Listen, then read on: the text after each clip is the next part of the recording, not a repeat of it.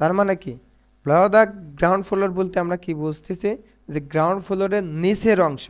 Ground ফ্লোরের নিচের অংশ দেখেন এইখানে কলামের যে সাইজ, কলামের সাইজ দেওয়া হয়েছে এখানে কত, 14 ইঞ্চি বাই 12 ইঞ্চি।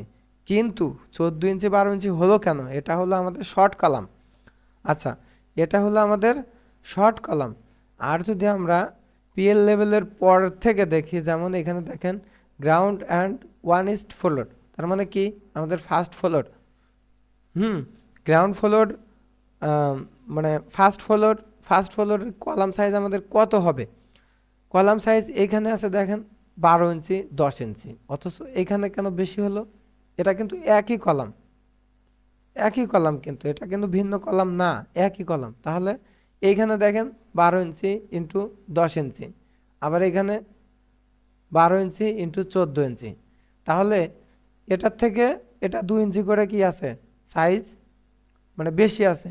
এইখানে ক্লিয়ার কভার আছে হলো আমার কলামে 1.5 ইঞ্চি করে।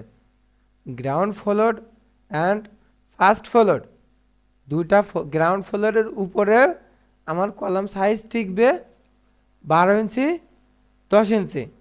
আচ্ছা, আর গ্রাউন্ড ফ্লোরের নিচের সাইজ টিকবে 14 ইঞ্চি এবং 12 ইঞ্চি। বুঝতে পারছেন?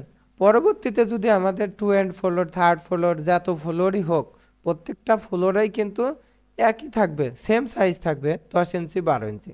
তাতে আপনার 10 তলা করলে 10 ফ্লোরেই কি থাকবে, সেম সাইজ থাকবে 10 ইঞ্চি 12 ইঞ্চি। 20 তলা করলেই একই রুলস। কিন্তু আপনি গ্রাউন্ড ফ্লোরের নিচে এসে শুধু এখান থেকে 1 তলা থেকে শুরু করে 20 তলা হইলেও একই সাইজ থাকবে কলামের। কিন্তু যদি আপনার গ্রাউন্ড ফ্লোরের নিচের অংশটুকু শুধু আমরা এক্সট্রা আরও 2 ইঞ্চি করে ওভার ধরে নেব। আর এখানে আমাদের যখন টাইবারটা ব্যবহার করব, আমরা আগে দেখব কি গ্রাউন্ড অ্যান্ড ফার্স্ট ফ্লোরের কলাম সাইজ কত। এখানে কলাম সাইজ দেখেন, এদিকে যদি আমরা 10 ইঞ্চি ধরি, এদিকে যদি 12 ইঞ্চি ধরি, 12 ইঞ্চির দিকে আমরা এই স্ট্যারাপের মাপটা নেব হলো 9 ইঞ্চি। হ্যাঁ, এদিকে নেব 9 ইঞ্চি, আর এদিকে যেদিকে আছে আমার হলো 10 ইঞ্চি আছে, সেদিকে আমরা স্ট্রাপের মাপটা নেব হলো 7 ইঞ্চি। তার মানে রিংয়ের মাপটা আমরা 7 ইঞ্চি আর 9 ইঞ্চি নেব। এই একই রিং কিন্তু এখানে ব্যবহার হবে, এখানে ব্যবহার হবে কিন্তু একই রিং রিংয়ের মাপ কিন্তু এখানে যে ঢালাই বেশি, মানে রিংয়ের মাপ বৃদ্ধি হবে এমনটা কিন্তু নয়। ঠিক আছে, এক রিং দিয়ে একেবারে ব্যাজের থেকে শুরু করে একই রিং দিয়ে আপনার আপনার এখান থেকে একই রিং বাঁধাই করে এই যে পিএল লেভেলের উপর পর্যন্ত যত তালা হোক তত দূর আপনি কি দিয়ে দেবেন রিং, একই মাপের রিং, এতে কোনো সন্দেহ নাই। আচ্ছা, গেল। তাহলে এখন আমাদের কলামের সাইজ, কলামের সেকশন নিয়ে যদি আমরা বলি, কলাম ফ্লোর এখানে দেখেন C2, হ্যাঁ C2 C1, এটা একটা সাইজের কলাম, ঠিক আছে, এবং এটা একটা সেকশন। এখন এই সি টু আর একটা কলাম, এটা আর একটা সেকশন হবে। এই C2 কোথায় আছে আমার, এই C2-র মধ্যে এতগুলো রড কেন, আর C1-এর মধ্যে এগারোটা রড কেন, এটা আমাকে বুঝতে হবে যে C1, এখানে বলছি C1 কলামটা এক্স্যাক্টলি কোথায় আছে। আপনারা যদি আমরা যদি খেয়াল করে দেখেন, এই দেখেন C1 কলামটা আমাদের এই ফাউন্ডেশন লেআউট প্ল্যানে C1 কলামটা কোথায় আছে। C1 কলামটা দেখেন এই বিল্ডিংয়ের এক কর্নারে আছে এক্স্যাক্টলি, ঠিক আছে।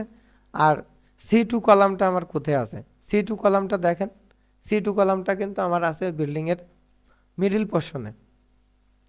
যার কারণে কিন্তু C2 কলামের মধ্যে রড কিন্তু এখানে কি হয়েছে, বেশি হয়েছে, ঢালাইও কিন্তু এখানে বেশি হয়েছে। C2 কলাম আর C1 কলাম এই দুইটার ভিতরে কি মানে সাইজ ছোট বড় আছে না। যেমন ধরেন C1 কলামে আমার হলো 12 ইঞ্চি 10 ইঞ্চি সে, আর C2-তে 15 ইঞ্চি বাই 10 ইঞ্চি কলামের সাইজ। আচ্ছা, এটা হলো মানে কলাম শিডিউলের ব্যাপার, এই হলো মূলত কাজ। এখন এই কাজটুকু যদি আপনারা করতে যায়, যদি তাও যদি না করতে পারেন, সেক্ষেত্রে দায়িত্ব আর ইঞ্জিনিয়ার হবে না। আপনি যদি কাজ সম্বন্ধে যদি না বোঝেন, তাহলে পরে যারা অভিজ্ঞ আছে, যারা বোঝে, তাদের থেকে আপনি সহযোগিতা নেন, নিয়ে আপনি কি করেন, প্রপারলি কাজটা সুন্দরভাবে করেন। না হলে পরে আপনি ইঞ্জিনিয়ারকে একবারের জায়গায় 5 বার জিজ্ঞাসা করেন যে